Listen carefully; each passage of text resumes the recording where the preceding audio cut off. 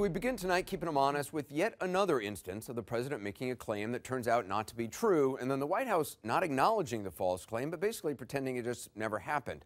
Actually, there are two claims the president recently made, two phone calls that the president said he took from people who wanted to praise him, phone calls it turns out that never actually happened. Let's start with a phone call the president talked about Monday. Even the president of Mexico called me. They said their southern border, very few people are coming because they know they're not going to get through our border, which is the ultimate compliment. That same day, the office of the president of Mexico issued this statement saying, quote, President Enrique Peña Nieto has not been in recent communication via telephone with President Donald Trump. Today, Sarah Huckabee Sanders was asked about this discrepancy at the White House, why the president said the Mexican president called him when he didn't. On Mexico, he was referencing the conversation that they had had at the G20 summit where they specifically talked about the issues that he referenced.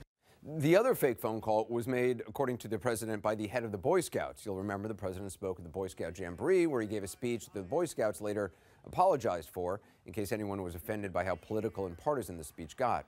Last week, the president gave an interview to the Wall Street Journal. Politico published the full transcript, and in it, the Wall Street Journal mentions that reaction to the speech from former Scouts seemed mixed, at which point the president said there was a standing ovation from the time he walked out until 5 minutes after he'd already gone, that he would be the first to admit mixed, and there was no mix. Also, he said, and I quote, I got a call from the head of the Boy Scouts saying it was the greatest speech that was ever made to them, and they were very thankful. Today, an official with the Boy Scouts said they were not aware of any phone calls between the group's leadership and the president, and their apology from last week stands. The White House press secretary was asked about that as well today and admitted that the Boy Scout call, that didn't happen either. Multiple members of the Boy Scout leadership following his speech there that day congratulated him, praised him, and offered I'm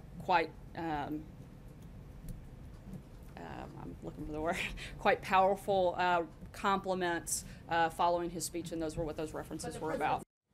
Well, when she was pressed on this, Sarah Huckabee Sanders insisted it was just a matter of semantics. They were actually direct. They were direct conversations, not actual phone calls. So he lied. He didn't receive. I wouldn't say it was a lie. It was. That's pretty bold accusation. It's the conversations took place. They just simply didn't take place over a phone call. That he had them in person.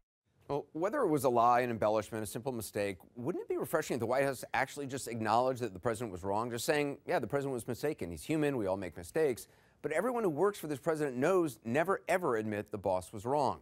Now, you might say these are minor things, two non-existent phone calls in which adoring people heap praise on the president, and you would be right. These are minor things, but that's sort of the point.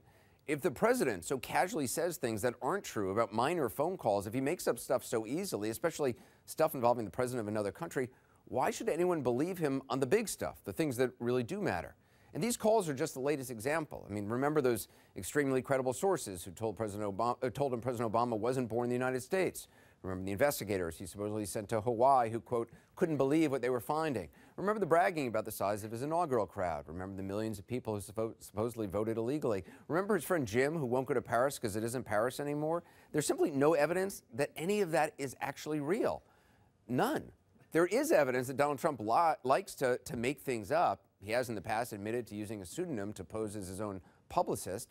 A little over a year ago, the Washington Post reported that Trump routinely called reporters in the 1970s, 1980s, and into the 1990s under the name John Miller or John Barron.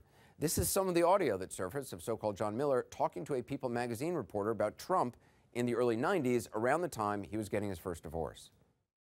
He's coming out of a marriage and he's starting to do tremendously well financially. There's a real estate depression in the United States, and he's probably doing as well as anybody there is. But he treated his wife well, and he will treat Mama well. And he's somebody that has a lot of options. And frankly, he gets called by everybody. He gets called by everybody in the book in terms of women. He goes on to brag about Madonna wanted to go out with him. Wanted to go out with Donald Trump. Last May, when confronted with the recordings, Mr. Trump told the Today Show he didn't think it sounded like that was him. It sounded like that was him.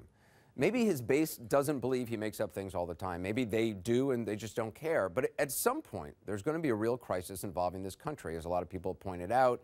And the president will have to look into the camera and speak to all Americans. Let's hope in that moment he chooses his words carefully so that all of us can, in that moment at least, believe what's coming out of his mouth.